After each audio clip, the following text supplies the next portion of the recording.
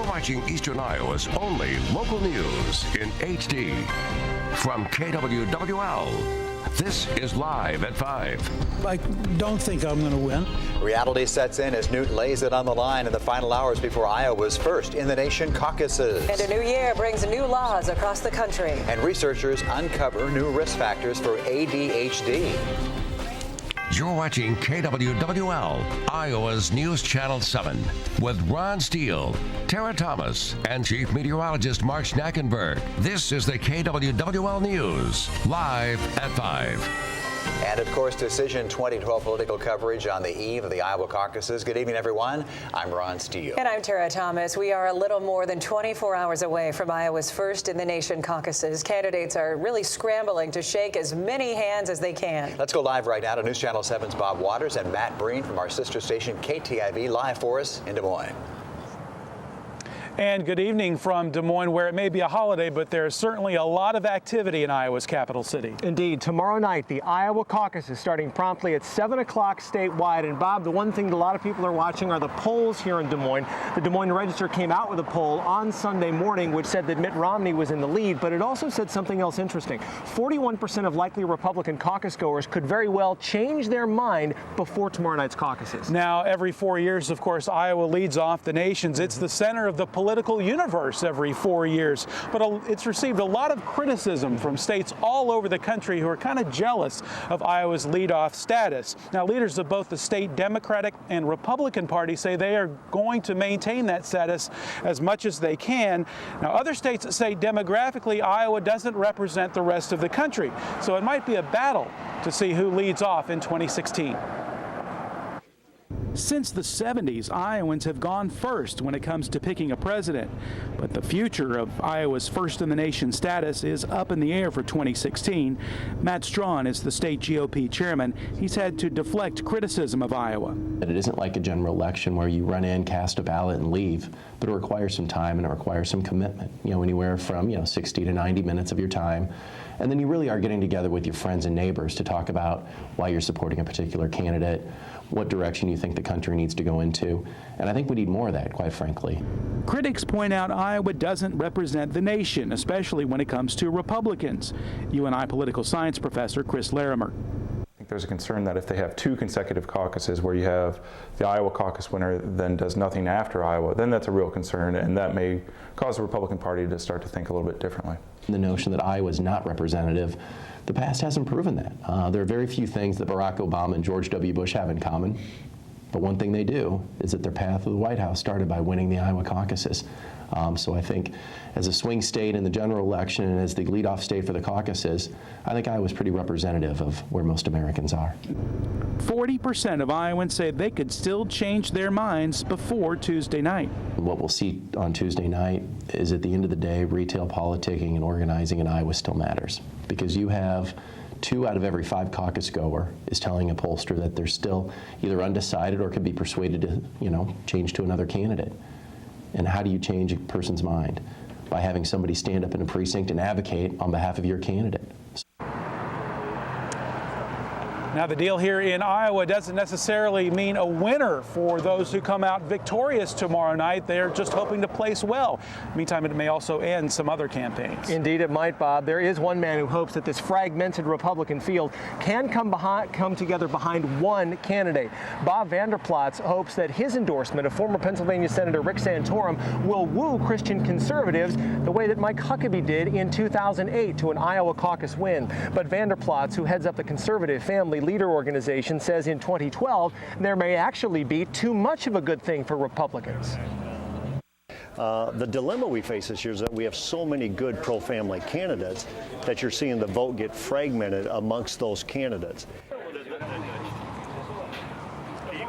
Candidates who are against abortion and for traditional marriage. Vanderplaats has endorsed Santorum. He hopes that other Republicans will stand behind him and behind the Pennsylvania senator. But some Republicans say that Vanderplaats doesn't have the influence that he thinks he has. We'll have more on that story coming up tonight at 6. And that's the story from Des Moines this evening. Now back to you. Yeah, that's a good point there, Matt, because he tried to be governor twice, couldn't even win the nomination. He does have support, but not the broad support within his own public, or within his own party, I should say. A number of candidates candidates weaving their way across the state today with just 24 hours to go. That's right. Roughly 100 people packed the Heartland Acres Agribition Center in Independence. It was to hear from former Speaker of the House Newt Gingrich. Gingrich prided himself on running a positive campaign, but according to the latest Des Moines Register poll, playing nice has not gotten himself ahead in the race. I don't think I'm going to win. I think if you look at the numbers, I think that volume of negativity has done enough damage.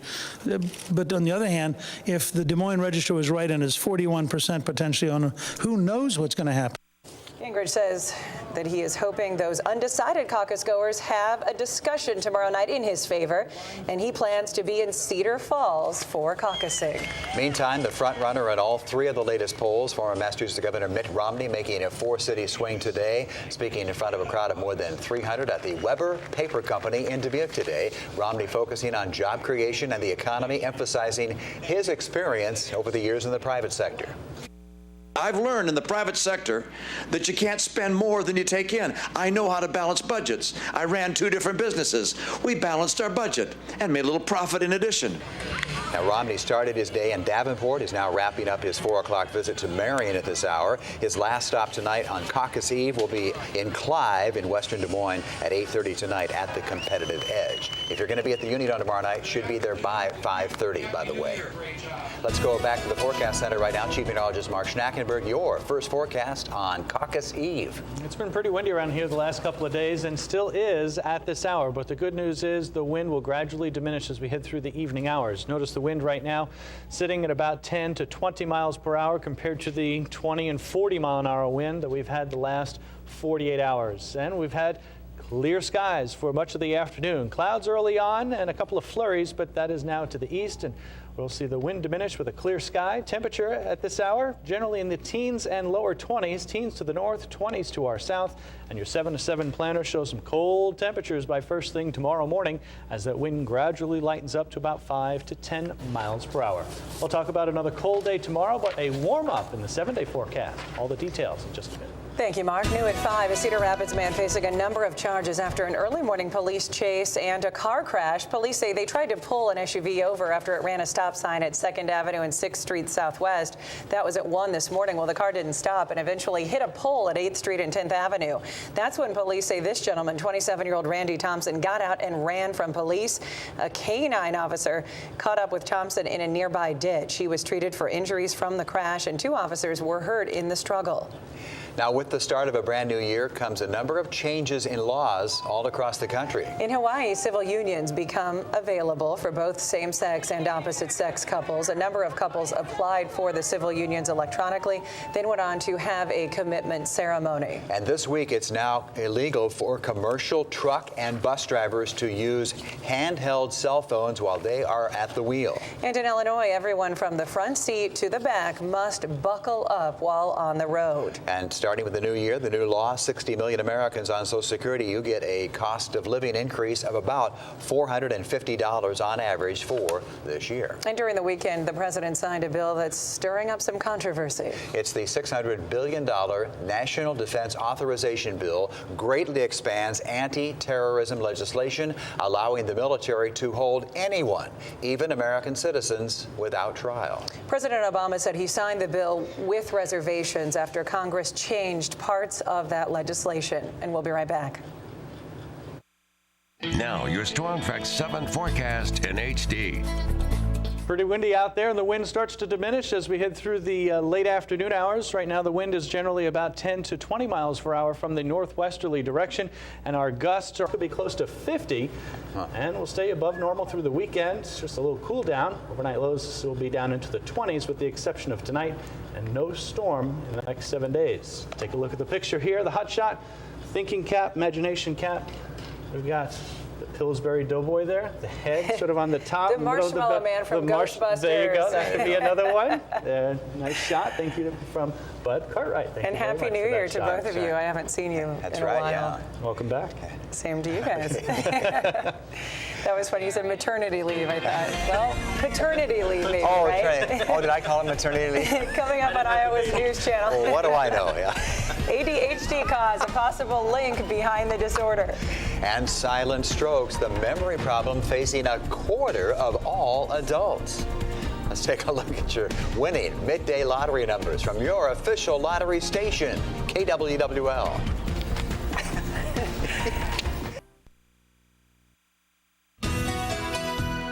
Researchers may have uncovered both a biological and environmental link to attention deficit hyperactivity disorder. A study of more than 200 young children reveals both low socioeconomic status and having a mother who had gestational diabetes during pregnancy had 14 times the normal risk for developing ADHD. Now, those kids also had lower IQ and language abilities and poorer behavioral and emotional functioning.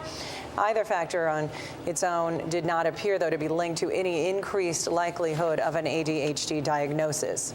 Studies have shown time and time again children seem to do better in school when they exercise. Researchers in the Netherlands reviewing studies including thousands of kids and teens, and they found strong, consistent evidence linking physical activity with academic performance.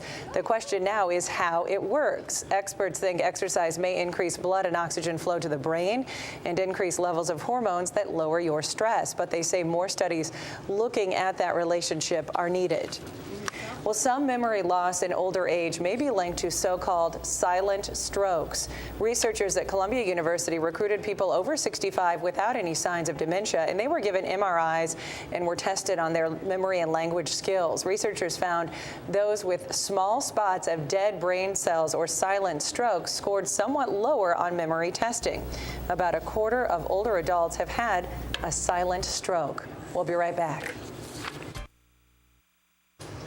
Well, one thing most people look forward to, the first babies of the new year, right? It's always a fun story. It's a great event in Waterloo. Each hospital has its own first baby of the brand new year. And here's one right here. Carly Wilson, born at Allen Memorial Hospital shortly before 7 o'clock. Her parents are Jennifer and Corey Wilson. She's 21 inches long, 7 pounds, 12.2 ounces. So that is a beautiful child. And Talee Reyes, this cutie was born just this morning after 2:30, making her Covenant Medical Center's first baby of the new year. Her parents, Jose Reyes and Maria Diaz Martinez, say that she's 5 pounds, 13.1 ounces. So congratulations to these two growing families. You have a growing family too, Mark, don't you? I do. And Madison Marie is home crying as we speak. She doesn't. No, she's probably sleeping during the day. She sleeps during the day. She has her days and nights mixed up, which, as we all know, can be nerve-wracking, but she'll figure it out. She's up at night and sleeping during the day. Makes for a very tired parents. 20s tomorrow, close to 50 by Thursday and Friday. Okay. All right, we'll see you for the 6. Nightly news is next. Be careful out there.